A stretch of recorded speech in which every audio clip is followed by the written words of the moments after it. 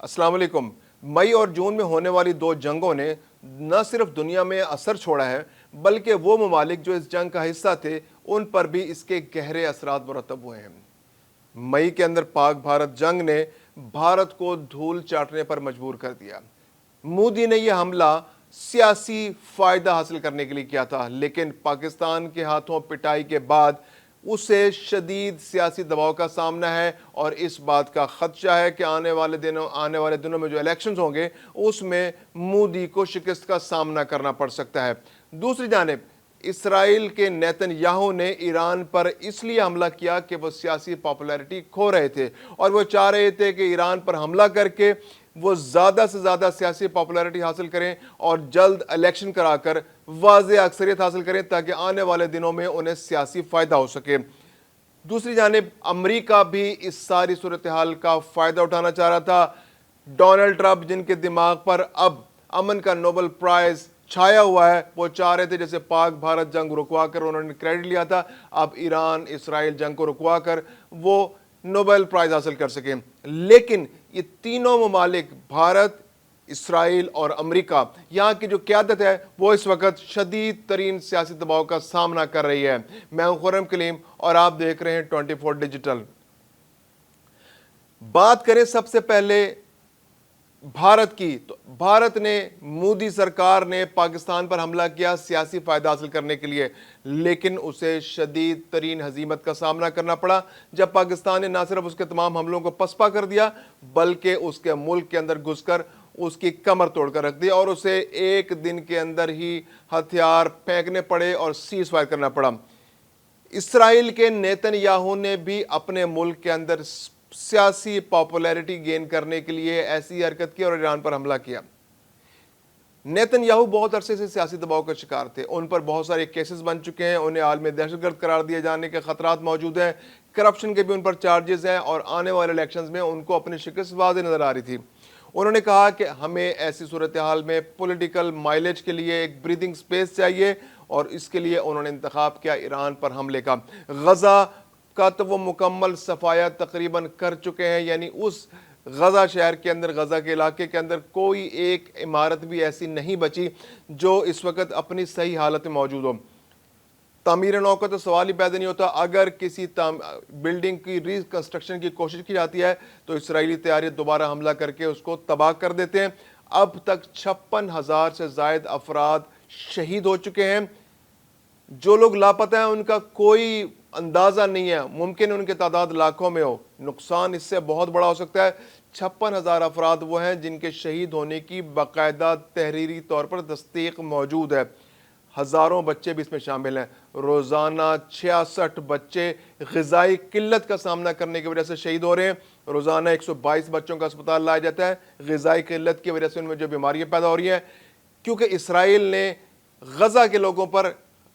ग़िज़ा का रास्ता भी रोक दिया है, उनके लिए ग़िज़ा लाना भी वहाँ मुमकिन नहीं है। ये सारी सूरत हाल है जिसमें नेतन्याहू सियासी पॉपुलैरिटी गेन करने के लिए कोशिशें कर रहे थे। जो हालिया सर्वे है उसने साबित कर दिया है कि नेतन्याहू अपनी पॉपुलैरिटी, जो उन्होंने पॉपुलैरिटी गेन करने की कोशिश की थी, ये ईरान की जंग भी उनके मुंह पर पड़ी है, क्योंकि गजा की जंग जो उन्होंने 1.5 साल पहले शुरू की थी, अक्टूबर, पौने 2 साल पहले, अक्टूबर 2023 में, उसमें जो शदीद नुकसानात हुए, उसके बावजूद वो अपने 50 यरगमालियों को अब तक हमास से नहीं छुड़वा सके, जिसकी वजह से जो इसराइली शहरी हैं वो चाहते हैं कि इस जंग को रोका जाए, किसी तरह भी मुज़ाकरात करके उन 50 शहरियों को हमास के कैद से आज़ाद कराया जाए और फौरी तौर पर जंग बंद की जाए। 59% इसराइलियों ने उस सर्वे में कहा है कि वो जंग का फौरी खात्मा चाहते हैं ताकि यरगमालियों को रिहा कराया जा सके। इसके अलावा 49% लोगों ने फौरी तौर पर कहा है कि किसी भी जंग को फौरी तौर पर रोका जाए, गजा के अंदर भी जंग को रोका जाए, क्योंकि ईरान के साथ होने वाली जंग में ये बहुत क्लियर कट मैसेज इसराइल की आवाम को मिला है कि उनको जवाबी रद्द अमल का सामना करना पड़ सकता है और उसमें उनकी ज़िंदगी भी मुतासर होगी, उनके अमलाक भी मुतासर होंगे और उनकी जानों को भी ख़तरा है और उनके बच्चे भी शिकार हो सकते हैं उसी तरह की एट्रॉसिटी का जो इसराइली गजा के ऊपर कर रहे हैं। ایران کی جانب سے جو مؤثر حملے کیے گئے، جو میزائل حملے کیے گئے، جو راکٹ ان کے اوپر پھینکے گئے، وہ مختلف علاقوں میں جا کر پڑے، جیسے اسرائیل کے 30 سے زیادہ شہری ہلاک ہوئے اور تقریباً 800 زخمی ہوئے۔ یہ نقصان اسرائیلی شہریوں کے لیے بہت شدید ترین تھا، جس کی وجہ سے نیتن یاہو پر اب سیاسی دباؤ بڑھ رہا ہے۔ نیتن یاہو پر یہ دباؤ ہے کہ مزید کوئی جنگ شروع نہ کی جائے۔ ایرانی جنگ نے اس کے جو آئرن ڈوم تھا اس کا بھی پول کھول دیا، جو ایئر ڈیفنس سسٹم جس پر اسرائیل کو بڑا فخر تھا کہ کوئی راکٹ، کوئی میزائل، کوئی طیارہ ان کے حدود میں داخل نہیں ہو سکتا، اس کا بھی بھرم ٹوٹ چکا ہے۔ تو اب اسرائیلی عوام بہت کلیئر ہیں، ڈس الوجنمنٹ ہو چکی ہے، ان کو اندازہ ہے کہ کسی بھی وقت کوئی اور طاقتور ملک، کیونکہ ایران تو بہت فاصلے پر تھا، اگر کوئی پڑوسی ملک اسی طرح سے اسرائیل پر حملہ کرتا ہے، اتنی شدت سے حملہ کرتا ہے جتنا ایران نے کیا تھا، تو وہ بہت زیادہ لیتھل ہو سکتا ہے، اس میں اسرائیل کا بہت بڑے پیمانے پر نقصان ہو سکتا ہے۔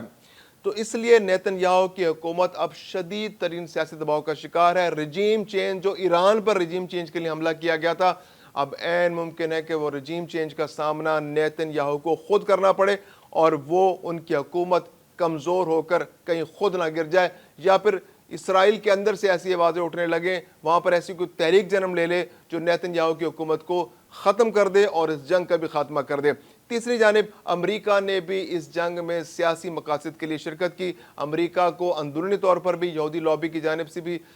دباؤ کا سامنا تھا کہ اسرائیل کی ہر ممکن مدد کی جائے۔ ڈونلڈ ٹرمپ جو ہے وہ ایک تاجر آدمی ہے، وہ تجارت کرنا چاہتے ہیں، وہ چاہتے تھے کہ جس طرح سے سعودی عرب، قطر اور متحدہ عرب امارات اور دیگر ممالک کے ساتھ امریکہ تجارت کر رہا ہے، اسی طرح ایران کے ساتھ بھی اس کے معاہدے ہوں اور وہ تجارت کر سکیں۔ امریکہ اس جانب آگے بڑھ بھی رہا ہے۔ امریکہ نے ایران کے ساتھ ٹریک 2 کے ذریعے، بیک ڈور کے ذریعے رابطے بحال رکھے ہوئے، اور کسی بھی وقت مذاکرات دونوں ممالک کے درمیان شروع ہو سکتے ہیں، جس میں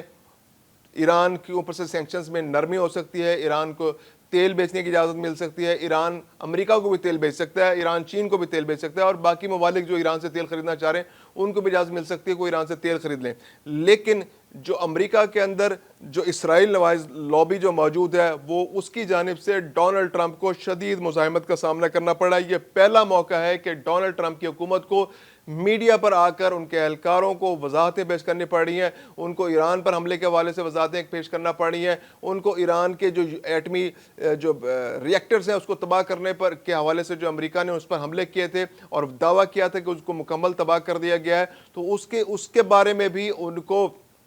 وضاحتیں پیش کرنی پڑ رہی ہیں کہ اب ایران کے پاس یورینیم افزودگی کی صلاحیت موجود نہیں ہے۔ اندرونی طور پر اسرائیل نواز لابی جو ہے وہ ڈونلڈ ٹرمپ کے خلاف ایکٹیو ہو گئی ہے، اور اندر سے ایجنسیاں بھی یہ خبریں لیک کرا رہی ہیں، پھر بہت سارے چینلز ہیں وہ جو خبریں لیک کر رہے ہیں کہ ایران کے پاس اب بھی افزودہ حالت میں یورینیم موجود ہے اور وہ کسی وقت بھی ایٹم بم بنا سکتا ہے۔ آئی اے ای اے کا رویہ بھی اس موقع پر کافی مشکوک ہے۔ آئی اے ای اے کے سربراہ،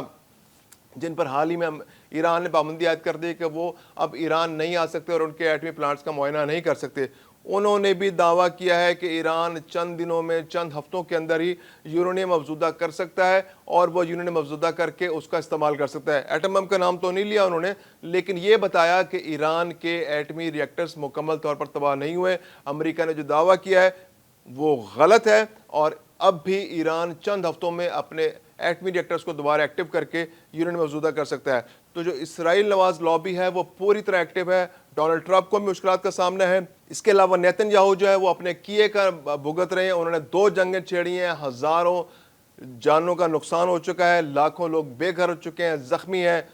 غزہ تو مکمل تباہ ہو چکا ہے۔ ایران کے ساتھ بھی انہوں نے جو حملہ کیا، ایران کی جو سینئر لیڈرشپ کو انہوں نے جو شہید کیا، ان کے ایٹمی سائنسدانوں کو شہید کیا، تو وہ بہت شدید نقصان ایران کو انہوں نے پہنچانے کی کوشش کی، اگرچہ ایران نے اس کا جس طرح سے جواب دیا، منہ توڑ جواب دیا ہے، وہ اسرائیل کے لیے دندان شکن تھا۔ تو اب اسرائیل کے نیتن یاہو کو بھی شدید ترین سیاسی دباؤ کا سامنا ہے، اور مودی کا سیاسی دباؤ تو 2 مہینے سے جاری ہے، جب سے انہوں نے پاکستان سے پنگا لیا اور منہ کی کھائی، اس کے بعد سے ان کے اوپر سیاسی دباؤ مزید بڑھ گیا، اور آنے والے الیکشنز میں ممکن ہے کہ اس کا اظہار آپ کو نظر آ جائے۔